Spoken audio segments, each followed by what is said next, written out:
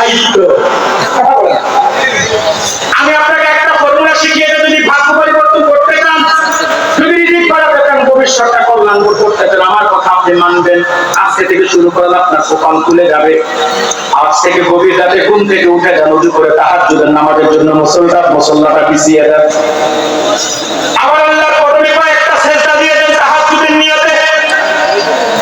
আপনার যতটুকু সাথে করে তাহাজ্জুদের সালাত করে রাসূলুল্লাহর উপর কয়েকবার দুরূদ শরীফ পড়ে এবার দুইটা ভিক্ষার হাত মালিকের দরবারে রেখে দেন। আল্লাহকে চোখ বন্ধ করে ডাকবেন, মালিক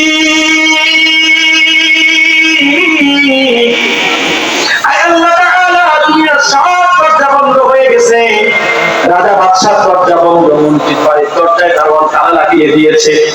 চেয়ারম্যান মেম্বারের কাছে এখন গেলে ফিরিয়ে দিবে, বলবে কালকে সকালে আসো। কিন্তু মালিক, তোমার রহমতের ভান্ডারের দরজা তো খোলা। আল্লাহ, তোমার ভান্ডারের মুখাপেক্ষি হয়েছে আমি। মালিক, আমার উপযুক্ত মেয়েটাকে একটা নেকড়া ছেড়ে দারত করে দাও আল্লাহ। আমরা পরিবারের 5 জন সদস্য, আমাদের রিজিক তুমি বাড়িয়ে দাও, আমাদেরকে তুমি ভালো করার, ভালো থাকার, ভালো খাওয়ার ব্যবস্থা করে দাও। ছেলেটা উপযুক্ত হয়েছে, তাকে ব্যবসার ব্যবস্থা করে দাও, নতুবা তাকে বিদেশ যাওয়ার ব্যবস্থা সহজ করে দাও। আল্লাহ তাআলা ছেলেটাকে মাদ্রাসায় ভর্তি করেছে, আল্লাহ তাকে যোগশ্রেষ্ঠ আলেম বানিয়ে দাও। আল্লাহর কাছে দরখাস্ত করবেন, মালিক যদি কবুল করে নেয়, আপনার ভবিষ্যৎ কল্যাণ করতে রিজিক বাড়তে একটা মুহূর্ত সময় লাগবে না। আরে গোলামরা চাইবো তার কাছে, কথা বলছেন না কেন? গোলামরা তার কাছে চাইবেন, চাইবে আল্লাহ বিনাই আপনারা পান না। কথা বলছেন না কেন? আল্লাহর কাছে কেউ চাওয়ার মতো চাইলে সে ফিরে না। গোলাম আল্লাহর দাবি নিয়ে চাইবেন, আল্লাহ দিতেই হবে। আমি গোলাম তোমার, হে পরওয়ার, গোলাম করে রেখো আমারে, বলো না তবু ভিখারি আমায় দুনিয়ার মানুষের দুয়ারে। বলেন না, এই কবিতাটা চোখে অশ্রু ছেড়ে দিয়ে আপনাকে ঘুরে গিয়ে বলবেন, আমি গোলাম তোমার। বলেন না আমার সাথে সবাই, আমি গোলাম তোমার, হে পরওয়ার, গোলাম করে রেখো আমারে, বলো না কবু ভিখারি আমায় দুনিয়ার মানুষের দুয়ারে। আপনি দুনিয়া কারো লালস্য হতে হবে না। আমার ভাইয়ের রিজিক বন্টন করেন কে? যার রিজিক কতটুকু আছে এটা একমাত্র জানেন কে? আগামীকাল আপনি কি উপার্জন করবেন, আপনার রিজিকে কি আছে সেটা জানে কে? কয়টা কি আল্লাহ ছাড়া কেউ জানে না। শুনছেন কয়টা? আরেকটাকে শুনবেন না, রেখে দিব। একটু জিকির করেন, লা ইলাহা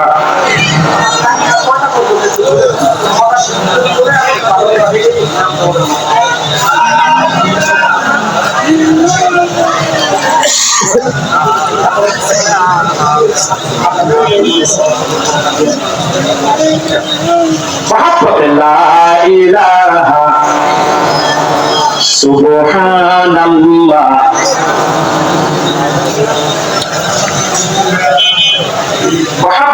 লা ইলাহা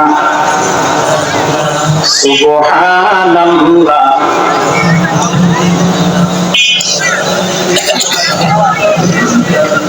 লা ইলাহা ইল্লাল্লাহু মুহাম্মাদুর রাসূলুল্লাহ সাল্লাল্লাহু আলাইহি ওয়াসাল্লাম। কষ্ট চাপাবে এখন 1.5 ঘন্টা একেবারে মাথা ধরে, আর আধা ঘন্টা যদি কষ্ট দিই, কারা কারা কষ্ট করুন হাতগুলো তো দেখি। মাশাআল্লাহ, আপনার মান। তবে হ্যাঁ, আমি আলোচনা জানতেছি, আলোচনা গোছাচ্ছি। এরপরে আমার সিস্টেম আছে, আমি বাংলাদেশে যেখানে যাই কাফির মুশরিকদের ব্যাপারে মানুষকে সতর্ক করি। আলোচনা শেষে কাফির মুশরিকদের ব্যাপারে আমি সতর্ক করে তারপর আমি বিদায় নিব। আপনাদের পীর সাহেব হুজুর এসে দোয়া করবেন ইনশাআল্লাহ। আমরা যে কথা বলছিলাম, কয়টা জ্ঞান একমাত্র আল্লাহর কাছে আছে? কয়টা শুনলাম? এবার আল্লাহ তাআলা পঞ্চম জ্ঞানের কথা বলেন, ওয়া মা তাদরি নাফসুন আল্লাহ বলেন কে কোন দেশে মৃত্যুবরণ করবে আল্লাহ ছাড়া কেউ জানে না। যুবক যদি জানতো বিদেশ গেলে আসবে কফিনে করে লাশ পুরো তাকে বিদেশ পাঠাতে পারতেন না। যদি সিএনজি চালক জানতো আজকে সিএনজি নিয়ে বের হলে রাস্তাতে কাটে ধাক্কায় তার সিএনজিটা অ্যাক্সিডেন্ট হয়ে যাবে, পুরো তো সে সিএনজি নিয়ে আসতে বের হতো না। যুবক যদি জানতো আজকে মোটরসাইকেল নিয়ে বের হলে পাশের নিচে তার মোটরসাইকেলটা পড়ে যাবে, তার মৃত্যু হয়ে যাবে, পুরো তো সে মোটরসাইকেল নিয়ে ঘর থেকে বের হতো না।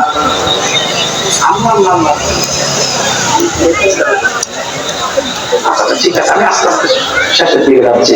সম্মানিত সুধী, যে কথা বলছিলাম, আরে এমনি তো অসুস্থ মানুষ, আরো সময় শুধু বাড়তে। আমি তো বাংলাদেশে কোথাও 1.5 ঘন্টার বেশি সময় দেই না, কিন্তু যে কারণ আমাকে টার্গেট দিচ্ছে এখন সময় হবে প্রায় 2.25 ঘন্টা। যাই হোক, ইনশাআল্লাহ দক্ষিণবঙ্গের মানুষ আপনারা আমার মোজাদ্দেদে জামানের সিলসিলার অনুসারী, আপনাদেরকে জন্য একটু কষ্ট করার দরকার করবো ইনশাআল্লাহ। সম্মানিত সুধী, যে কথা বলছিলাম, যুবক যদি জানতো আজকে মোটরসাইকেল নিয়ে বের হলে রাস্তায় মোটরসাইকেল বাসের ধাক্কায় পড়ে সে মৃত্যুবরণ হবে, পুরো সে সাইকেল নিয়ে বের হতো। অসুস্থ ব্যক্তি যদি জানতো হসপিটালে নিলে হসপিটালের বেডে এসে যাওয়ার পরে তার মৃত্যু মূল তাকে ঘর থেকে বের করতে পারতো না, বলতো মৃত্যু যেহেতু 1/2 ঘন্টা পরে হসপিটালেই হবে, আমি আমার ঘরেই মারা যাই। কিন্তু মনে রাখবেন, তার মৃত্যু যেখানে আছে সেখানে সে যেতেই হবে, সেখানে আল্লাহ তাকে নিবেই নিবে। 1 সেকেন্ড আগে হলো আল্লাহ তাকে হাজির করাবে। আমার ভাইয়েরা, আল্লাহ তাআলা সেজন্য বলেন যে তার মৃত্যু কোথায় হবে তা আল্লাহ ছাড়া কেউ জানে না।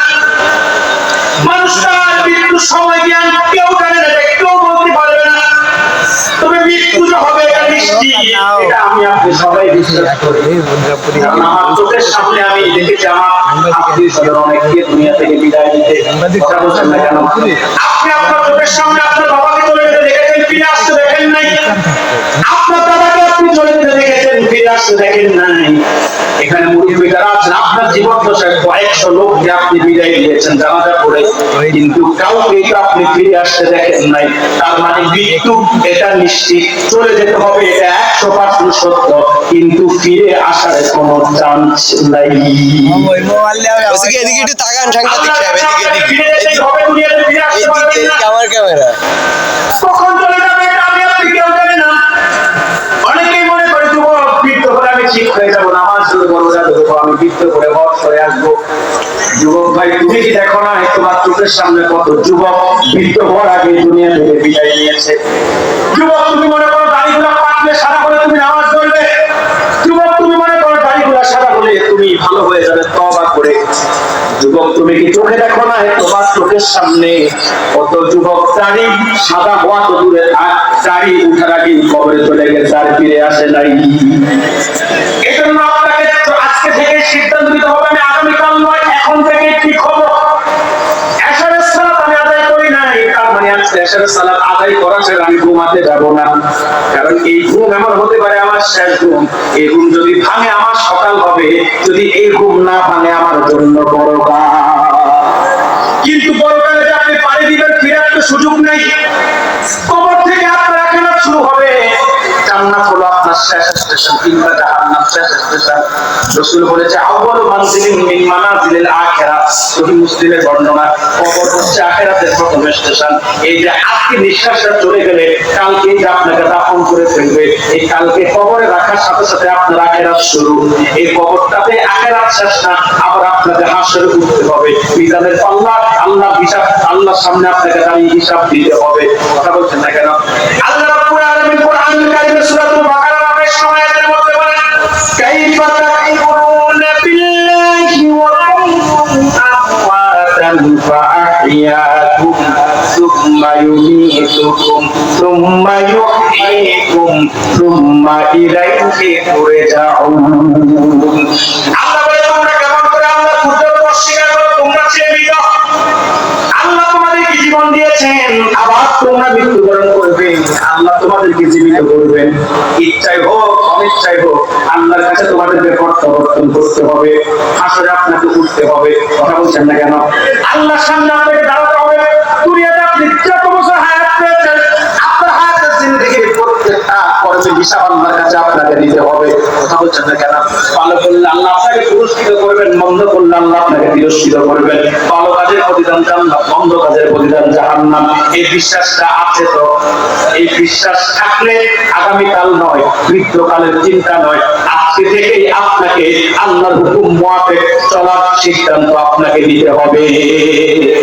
এটা নাস্তিকরা করে না, যেটা নাস্তিকরা নাস্তিকরা আখিরাতকে বিশ্বাস করে না, মৃত্যুর পরে পরকালে জিন্দেগিকে তারা বিশ্বাস করে না, আল্লাহর সামনে উঠতে হবে এটা তারা মানে না। এজন্য যেমনি ইচ্ছা এমনি চলে, যা মন চায় তা বলে, যেমনি ইচ্ছা এমনি চলে।